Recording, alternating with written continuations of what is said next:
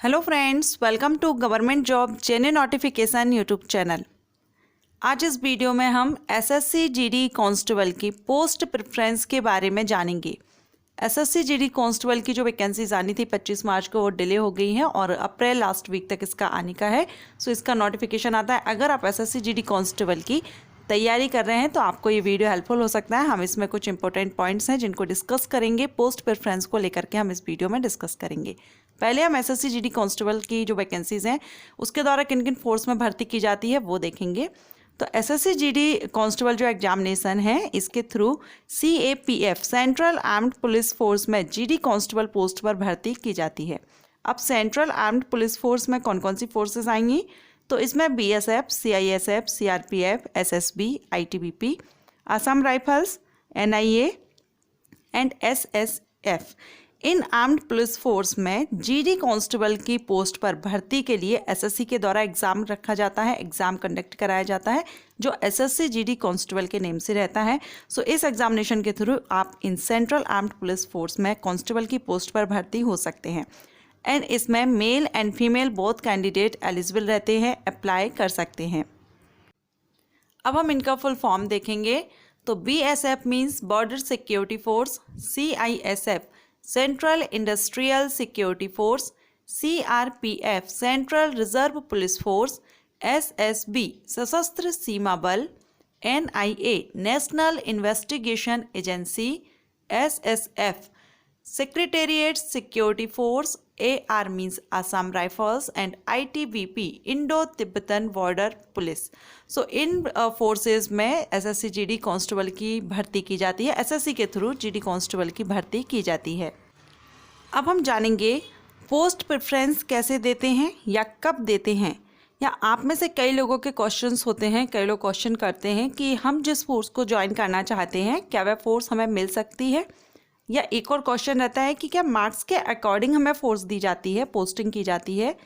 इसके साथ ही प्रेफरेंस हमें किसको देना चाहिए। पहले जो फर्स्ट प्रेफरेंस है, अगर प्रेफरेंस देते हैं तो इसमें आपको फर्स्ट प्रेफरेंस किसको देना चाहिए। साथ में स्टेट को लेकर भी होता है कि क्या हम अदर स्टेट से अप्लाई कर सकते हैं, किस स्टेट से हमें अप्लाई करना चाहिए। सो ये सारे क्वेश्चंस हम इस वीडियो में क्लियर करेंगे।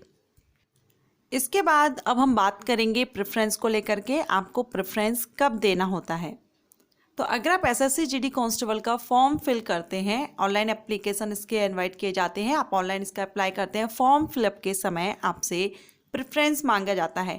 और आप यहाँ पर जो ऑर्डर देख रहे हैं इसी ऑर्डर में आपको पोस्ट दी जाती हैं ABCD करके। जैसे कि फर्स्ट में BSF, CISF, CRPF, ITBP, SSB, AR यानी Assam rifles, NIA and SSF। इस तरह से आपको कोड दिए जाते हैं जो आपको फिल करने होते हैं। और ये जो 8 फोर्सेस हैं इनको आपको स्टेप बाय स्टेप जिसको भी आपको प्रेफरेंस देना है उस ऑर्डर में आपको 1-2 नहीं, आप सोचें कि आप 2 या 3 को प्रेफरेंस देने के बाद आप बाकी का खाली छोड़ें, तो ऐसा नहीं है। सभी को आपको फिल करना होता है। 8 जो फोर्सेज हैं इन सभी को आपको प्रेफरेंस देना होगा। First, second, third, fourth, fifth जिस भी ऑर्डर में आप देना चाहते हैं उस हिसाब से आपको 8 फिल करने होते हैं। अब हम जानेंगे पोस्ट आपको कब दी जाती है या कैसे दी जाएगी। तो ये जो पोस्टिंग है, जो फोर्स में किस फोर्स में आपको पोस्टिंग दी जा रही है, पोस्ट किया जा रहा है, उस हिसाब से आपकी जो एग्जामिनेशन है, एग्जामिनेशन के मार्क्स देखे जाएंगे, मार्क्स के अकॉर्डिंग एंड साथ ही आपके द्वारा जो आपने प्रेफरेंस दिया है उसके बेस पर आपको पोस्ट दी जाती है। ये नहीं है कि आपने सिर्फ प्रेफरेंस दिया तो उसी के बेस पर आपने फर्स्ट प्रेफरेंस दिया तो आपको फर्स्ट पे मिल जाएगा। आपके जो मार्क्स हैं उसको भी देखा जाएगा एंड मार्क्स के हिसाब से आपने जो प्रेफरेंस दिया है उसको भी देखा जाएगा। तो दोनों के बेस पर आपके जो पोस्ट है, जो फोर्स है, जो भी आप चाहते हैं उस फोर्स में आपकी पोस्टिंग की जाएगी। अब हम जानेंगे कि प्रेफरेंस किसको देना चाहिए, फर्स्ट प्रेफरेंस किसको देना चाहिए, कैसे दे सकते हैं। तो यहाँ पर मैं आपसे ज़रूर कहना चाहूँगी कि प्रेफरेंस आप अपनी चॉइस के अकॉर्डिंग ही दीजिए। फर्स्ट प्रेफरेंस आप उसी को दीजिए जो आप एक्चुअल में ज्वाइन करना चाहते हैं, जो आपकी पसंद है। आप जिस फोर्स को ज्वाइन करना चाहते हैं, जॉब देना चाहते हैं, उसको आप फर्स्ट प्रेफरेंस में रखिए। क्योंकि बहुत से कैंडिडेट क्या करते हैं, ये जो फोर्सेस हैं, 8 फोर्सेस हैं, सभी में वैकेंसीज आती हैं, किसी में कम, किसी में ज़्यादा। बेसिकली अगर देखें तो BSF, CRPF, CISF इनमें वैकेंसीज थोड़ा ज़्यादा आती हैं। तो प्रेफरेंस भी उसी हिसाब से फिल करते हैं कि इसमें वैकेंसीज ज़्यादा हैं तो इनको फिल कर देते हैं, जहाँ वैकेंसीज कम है उसको कम देते हैं प्रेफरेंस। तो इस हिसाब से ना देके आप अपनी चॉइस के अकॉर्डिंगली आप उसको प्रेफरेंस दीजिए for second, third, fourth, fifth, eighth, जिस भी कैटेगरी जो भी आपको पसंद है उस हिसाब से आप अरेंज कर लीजिए। फॉर एग्ज़ाम्पल हम यहाँ पर समझते हैं, जैसे कि अगर आपने फर्स्ट प्रेफरेंस आईटीबीपी को दिया, यहाँ पर अरेंज किए मैंने 8, आपको एग्जांपल के तौर पर एक्सप्लेन कर रही हूँ।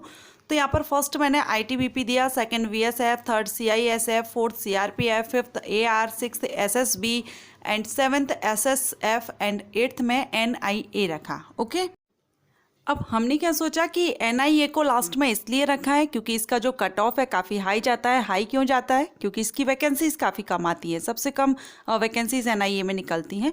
सो इस हिसाब से हमने इसको अरेंज कर दिया और एनआईए को हमने लास्ट में दे दिया। ओके, अब आपने एग्जामिनेशन हुआ, एग्जामिनेशन के बाद आपके जो मार्क्स हैं वो 80 मार्क्स आए हैं एंड एनआईए का कट ऑफ भी 80 गया है। इसका मतलब आप एनआईए ज्वाइन कर सकते थे, लेकिन आपने एनआईए को तो लास्ट प्रेफरेंस सबसे लास्ट में रखा हुआ है, तो आप अब एनआईए ज्वाइन नहीं कर सकते।